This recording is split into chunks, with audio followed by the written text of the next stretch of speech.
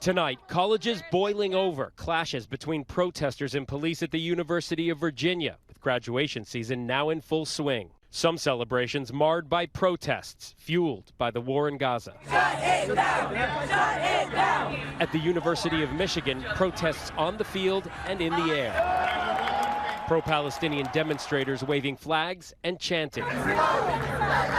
Even booing during the president's speech. From above, supporters of Israel flying a plane carrying a sign that reads, "We stand with Israel."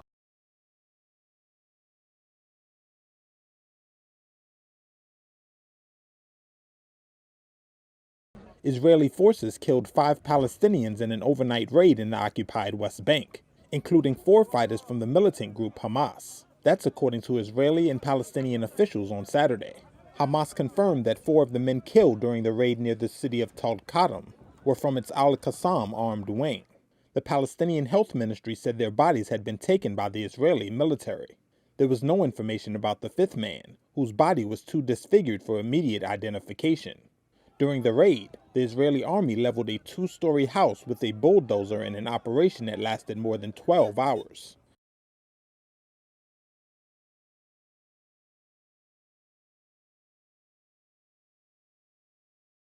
Diplomatic efforts to reach a ceasefire deal between Israel and Hamas are intensifying.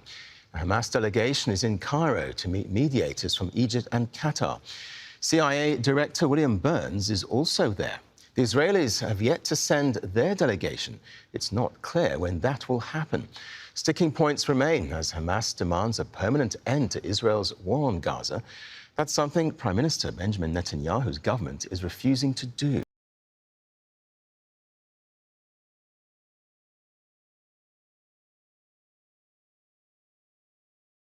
Russia is on a mission to detect and eliminate Ukraine's unmanned aerial vehicles.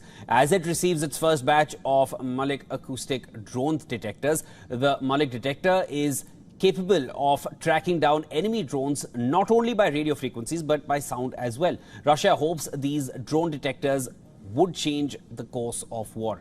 The Malik acoustic drone detector is capable of detecting any type of drones, even the quietest of them. It can detect unmanned aerial vehicles by sound regardless of radio frequency used.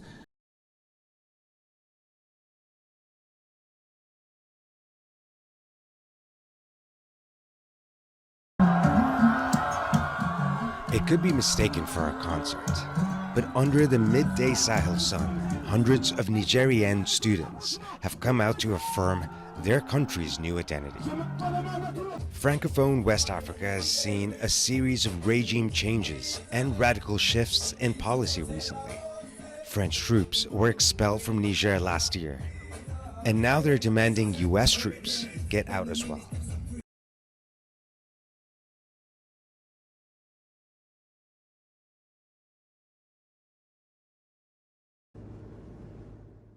Almost 90 migrants in an overcrowded boat were saved by a humanitarian group. 87 people, including women and children, were rescued by the Italian humanitarian group Emergency off of the Libyan coast. The boat was overcrowded and the migrants had ran out of food and water. Among the migrants was a pregnant woman and 14 unaccompanied minors.